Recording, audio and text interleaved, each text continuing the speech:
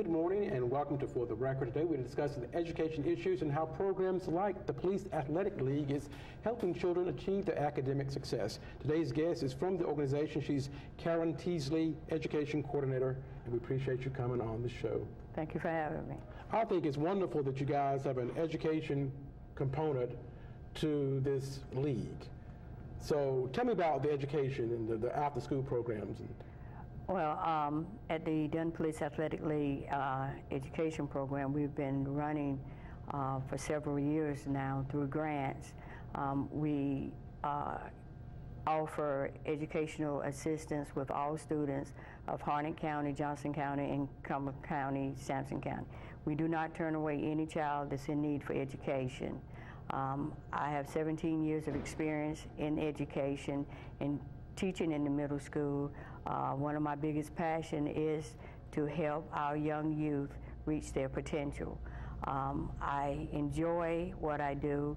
The students here come from all walks of life. Economics has nothing to do with our program. If you're in need of help, we will find the avenue to get you help. We go from kindergarten to 12th grade. There are some of my older kids, young adults that go off to college that may need some assistance, and we try to assist them as much as possible also. In the kindergarten through 2nd grade, there's a lot of one-on-one peer tutoring. I like to utilize some of the older adults to come in and help with the younger kids, and that way they're giving back to the community as well. That's wonderful, Kareen, because education is so important. We know that is the future for our children, to get a quality education. I think we need to make sure that they are getting into their books, that they have tutors that can help them, that they have computers that they can work on, because this is important for their future. We know there's an achievement gap between certain students and others. We need to bridge that gap through quality education and tutorial programs that you're offering. Yes, speaking of the computers, we do have a computer lab here. I, as a coordinator, go out to each school and I find out what the need is, and I try to implement it here at PAL to help that student succeed. With the budget cuts in the school system, it allows me to help the child succeed more, don't feel left out because they're not getting it the first time around in class. So my job is to bridge that gap along with the instructors that I hire here every year. Sometimes it's a hard task than others, but with the school system, they are partnered with us, Harnett County School System, and they give us what we need. They allow me to go into classrooms, speak with teachers, speak with principals to get everybody on the same page. Along with that, we have a parent organization here also that allow me to talk with the parent to see what their concerns are about their students. A lot of our parents don't know how to approach the teachers, and that's where I come in, because if they have a concern about their child, they come to me, I go to the teachers, and then the 3 of us, or the 4, we get together and then we map out a successful plan for that child to be successful in school. I think all children can be successful. They just need people like you who care, role models who are there, and parents play a vital role in the success of their child. We need to make education a priority. Before the television comes on, we need to make sure that the kids' homework is complete. We need to make sure that we read with our children. We need to make sure that they see that we see that education is a value. Then they will see the value in education. So parents, we have to do things too. That's true, and I found out we have a lot of grandparents that do not know the subject matter that the child may be experiencing, and by them not knowing and bringing them child here, we also offer help for the parent and the grandparent to be able to help their child at home when we're not available.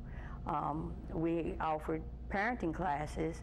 We've offered education classes for parents during the day to come and get that help so they could feel good about themselves helping their child or their grandchild.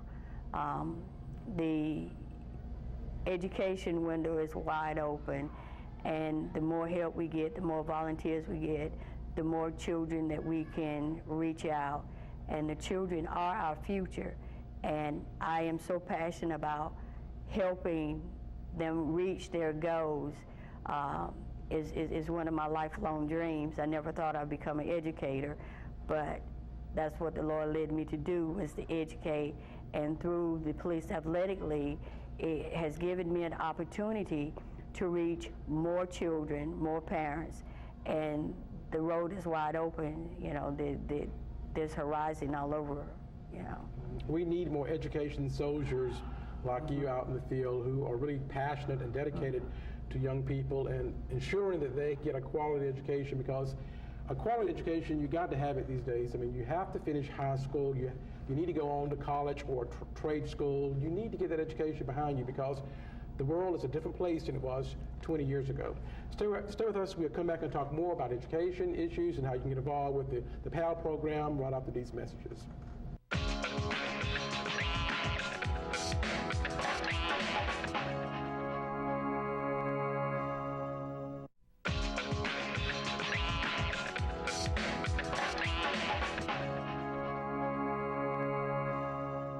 Good morning and welcome back to the program. Today we are on location in Dunn at the Dunn Police Athletic League. And of course, there are leagues all across our state and across our country. We encourage you to look them up on the website and find your local chapter today.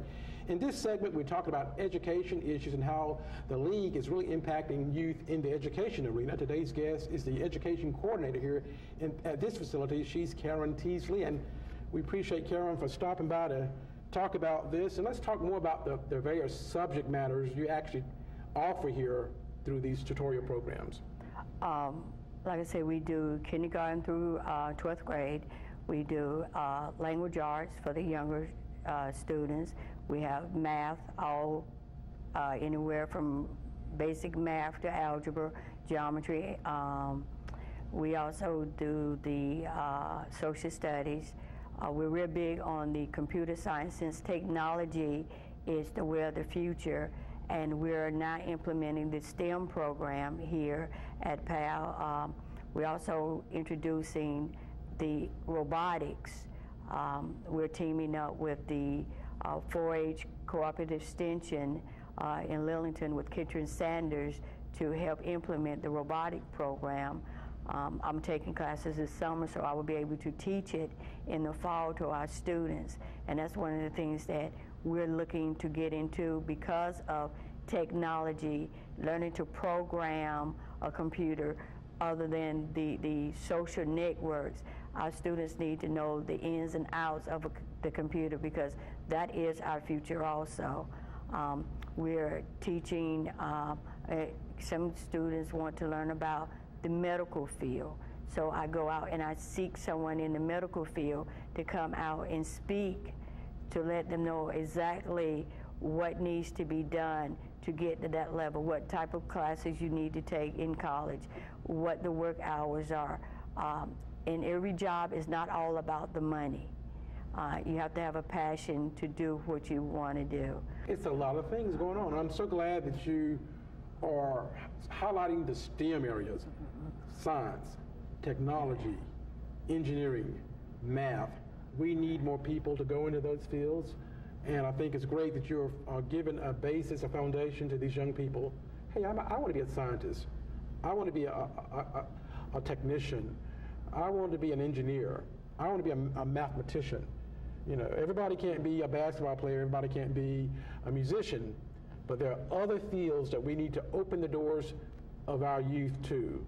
So I think it's wonderful that you're highlighting the STEM areas. Let's talk about the need for teachers. We know teachers really are the backbones to any education program. So we commend you for your years of being in education, and it seems like you keep going on and on and on, so it's not going to stop. We don't want it to stop. No, I don't think it will stop. I see teachers from all areas to come out and volunteer. In the past, I've had teachers from Johnston County, Sampson County, and more from Harney County, because that's where we are, to come out and teach core subjects. We have teachers that came out and helped with the EOGs, because that's a big thing in the school system now. And the science teachers come out and break it down a little more than what's taught in the school system because of the time restraint in the lessons they have to do. I have math teachers from the high school that came over and helped out in math. So I'm getting teachers from all areas. I can use more volunteer teachers. Like I said, with fundings being cut, we have to rely more on volunteers. You don't even have to be a teacher to come out and help. I have a partnership with Campbell University, social work department. They allow students to come out in an intern part of their class during the spring to help out in the education. In the past, I've had anywhere from 6 to 8 students from Campbell to come up and help in the tutoring part of PAL. Mm-hmm. Well, it's a great collaboration. I think this is community in schools in progress, with all of your partnerships coming together to nurture these children. In your opinion, can any child achieve? Yes, every child can achieve. With patience, dedication, hard work, everybody is a success story. Regardless of your education, regardless of your finance, if you have the passion and the desire to learn, you are teachable. There's no one that's not teachable. Mm-hmm. And I think it's important to get our young people at an early age to enjoy the hobby and the art of reading. When I taught school, I did behavior classes, which to me was a label. It's not the child. My classes were fun classes. I made education a fun thing. We listened to music. I've also implemented rapping your multiplication table. Our kids are into music. Mm-hmm. You can rap a song, you can rap your numbers. We rap in literature. We came up with poems. Whatever means it is to help you succeed, I'm for that. Playing music, the expert says it helps you. Me, myself, I have to have music playing in the background in order for me to keep going. Otherwise, I shut down. And I see a lot of students that way also. And the school system are picking up on that, where a little music is being played and the students learn more. So I think that's a big thing in the future also. Mm-hmm. Innovation, you're being very innovative. You have to make it fun. Because being in the classroom cannot be so much fun if it's boring and the teacher's boring and the students is throwing things at the chalkboard. Right. But you have to make it adaptable for young people today. Teaching methods, I guess, are changing, I assume, to meet the needs of children of today. That's true. And I think that the teachers need to realize that the students are little versions of us. Somewhere there's a gap in there. I understand you have a job to do, but you also have to understand where the child is coming from. You don't know this social background. You don't know what's going on. So a lot more patience and passion for the child. Once you show the child love and the child receives it and know you're genuine about what you're talking about or what you're doing, they will open up to you. I have students that have started here from kindergarten and now have gone off to college that comes back and give back to this organization. I can make a phone call. I have a young man that's in need of extra help. Ms. Teasley, when I'm in town, I will be glad to help out. That's some of the networking that I still do with former PAL kids that's giving back to our organization, and which is wonderful to see how they have grown up to be young adult, productive adults in society. That's great. We all need to give back because much is given, much is required. Stay with us. We'll come back and we'll wrap up right after these messages.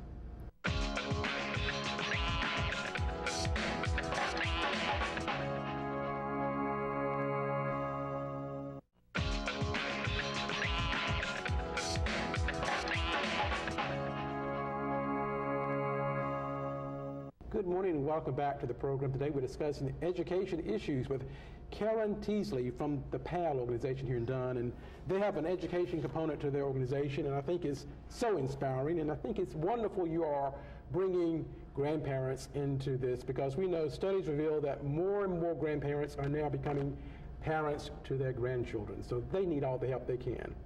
Yes, they do, and like I said, we have a parenting component here at PAL to help assist the grandparents and the parents.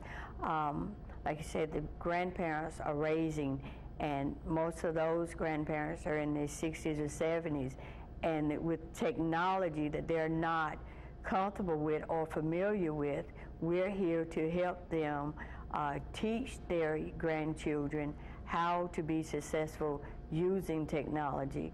I know that when computers first came out, we could not afford computers.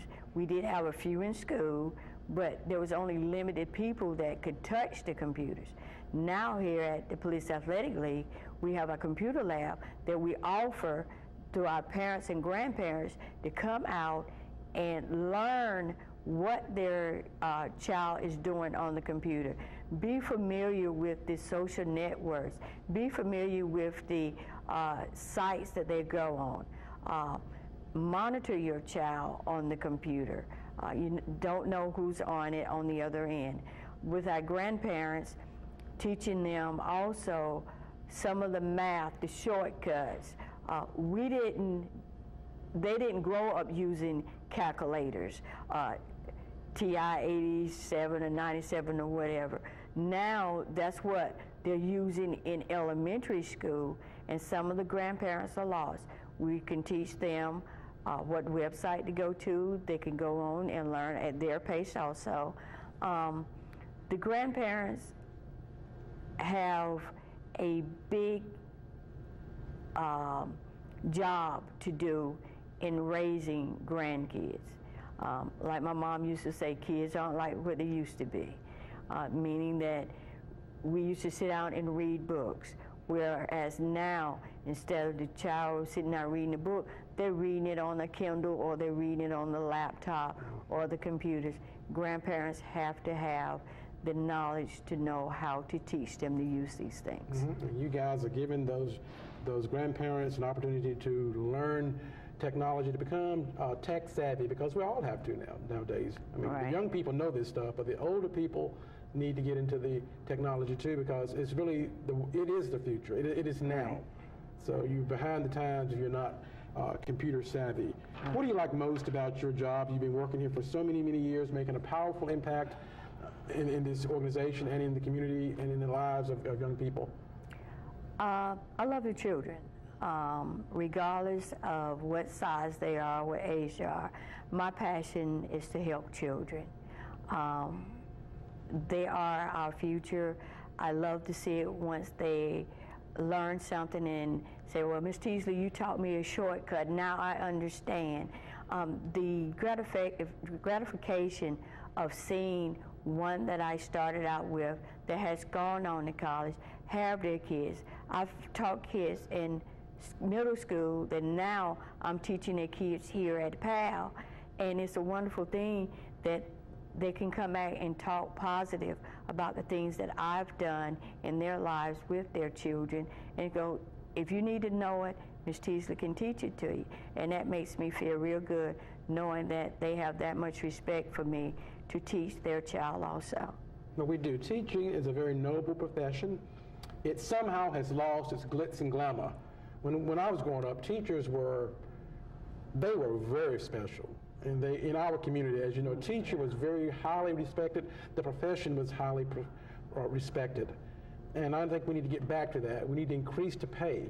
for teachers, because teachers are the backbones to the education, and we know our country, we want to stay competitive with other nations around the world. The key is having a powerful education system that allows all children to get a quality education and that they can pursue their goals in life. That is true. The pay would really increase the number of teachers that we would have.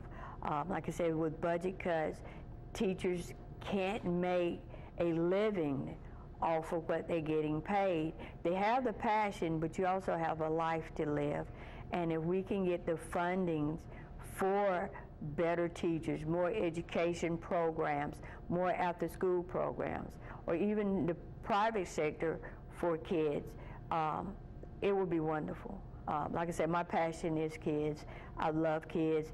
I teach kids on a daily basis, even down to the part that when I coach, I'm still teaching as I coach. There's a reason for some of the things that I do. I love kids to death. I tease them, I joke with them, but that's my way to show that I care and I love them. Well, Ms. Teasley, Karen, I appreciate you coming on the program to talk about education, to inspire us to be better parents, to inspire our youth to be better students, and to inspire our teachers to continue to teach, because they're really making a powerful impact on the minds of young people. Well, that's all the time we have for this edition of For the Record. Again, we thank you for being on the show and wish you great success. Thank you. And we want you to get involved in your local PAL organization. Look them up on the web today. I'm Eric Brown. You go out and make it a super day.